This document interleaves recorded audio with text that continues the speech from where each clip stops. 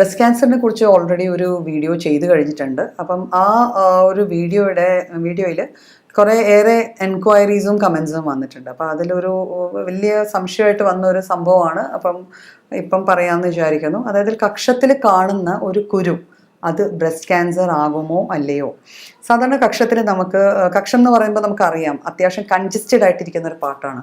അപ്പോൾ അവിടെ നമുക്കൊരു ആബ്സസോ ബോയിലോ എന്ന് പറഞ്ഞാൽ സ്കിന്നിൻ്റെ സൂപ്പർഫിഷ്യൽ ആയിട്ടുള്ള ഒരു സംഭവമാണ്, ഒരു അസുഖമാണ്. അതായത് കുരു എന്നൊക്കെ പറയുന്ന പോലത്തെ സാധനങ്ങളാണ്. അത് സ്കിന്നിൻ്റെ സൂപ്പർഫിഷ്യലായിട്ട് മാത്രം ഉണ്ടാവുന്ന ഒരു സാധനമാണ്.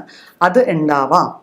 പക്ഷേ റെക്കറൻ്റ് ആയിട്ട്, അതായത് വന്നും പോയും ഇത്തരത്തിലെ കുരുക്കളോ പരുക്കളോ നമ്മളുടെ കക്ഷത്തിൽ ഉണ്ടാവുന്നുണ്ടെങ്കിൽ സ്വാഭാവികമായിട്ട് നമ്മളത് ചെക്ക് ചെയ്യേണ്ടതാണ്. എന്തുകൊണ്ട് അത് ഉണ്ടാവുന്നു? അതിൻ്റെ ചുറ്റുവട്ടമുള്ള കഴലകൾക്ക് പലപ്പോഴും കഴലകളുടെ വീക്കമോ അതിലുണ്ടാവുന്ന നീരുവീഴ്ചയോ ഒക്കെ ക്യാൻസറിൻ്റെ ഒരു മെയിൻ ലക്ഷണമാണത്. എന്നുവെച്ചാൽ നമ്മളുടെ ഏത് അവയവത്തിന് ചുറ്റുമാണ് ക്യാൻസർ ഉണ്ടാവുന്നത്, ഏത് അവയവത്തിലാണോ ക്യാൻസർ ഉണ്ടാവുന്നത് അതിൻ്റെ ചുറ്റുമുള്ള കഴലകൾക്ക് വീക്കം വരാം.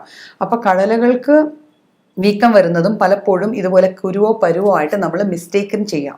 ഇപ്പോൾ റെക്കറൻ്റ് ആയിട്ട് വിട്ടുമാറാതെ നമുക്കിങ്ങനെ 3-4 മാസം കൂടുമ്പോൾ പരുവോ കുരുവോ വരുവാണെങ്കിൽ നാച്ചുറലി നമ്മളൊരു സർജനെ കണ്ട് അതെന്താണ് എന്ന് ഡയഗ്നോസ് ചെയ്യിക്കേണ്ടതാണ്.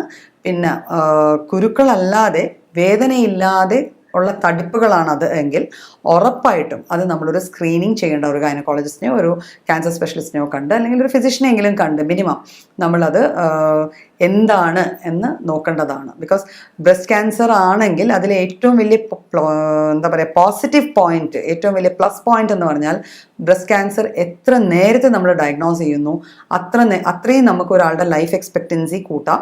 ഒരാളുടെ അസുഖം പൂർണ്ണമായിട്ടും വേണമെങ്കിൽ നമുക്ക് ചികിത്സിച്ച് മാറ്റി നോർമൽ ലൈഫ് ലീഡ് ചെയ്യാം. അപ്പോൾ അതുകൊണ്ട് ഇത്തരത്തിലെ ചെറിയ ലക്ഷണങ്ങളെ നമ്മൾ ഒരിക്കലും ഇഗ്നോർ ചെയ്യരുത്. അതെന്താണ് എന്നുള്ളത് ഇൻവെസ്റ്റിഗേറ്റ് തന്നെ ചെയ്യണം. പലപ്പോഴും ഇപ്പോൾ ഈ വീഡിയോ ചെയ്ത് കഴിഞ്ഞ് വരുന്ന എൻക്വയറീസിൽ ഒരു ചെറിയ സംഭവം വല്ലാണ്ട് ടെൻഷൻ ഉണ്ടാക്കുന്നു, എനിക്ക് ഉറക്കം ഇത്തരത്തിലെ കാര്യങ്ങൾക്ക് അവിടെ ഒരു വിലയുമില്ല. നമ്മുടെ ടെൻഷനോ ആൻസൈറ്റീസോ അല്ല അവിടെ. നമ്മളത് അസുഖമാണോ അല്ലയോ എന്ന് അറിയണമെങ്കിൽ നമ്മൾ നാച്ചുറലി അതിന് കമ്പീറ്റൻ്റ് ആയിട്ടുള്ള അതോറിറ്റീസ് ഉണ്ട്, ഡോക്ടേഴ്സ് ഉണ്ട്, ഫിസിഷ്യൻസ് ഉണ്ട്. അവരെ പോയി കാണുക, ഇതെന്താണെന്ന് കൺഫേം ചെയ്യുക, അതിന് വേണ്ട ലാബ് ടെസ്റ്റുകൾ ചെയ്യുക. ചികിത്സിക്കേണ്ട ഒരു കണ്ടീഷൻ ആണെങ്കിൽ ഉറപ്പായിട്ടും അതിന് നേരായ ചികിത്സ തന്നെ തേടുക.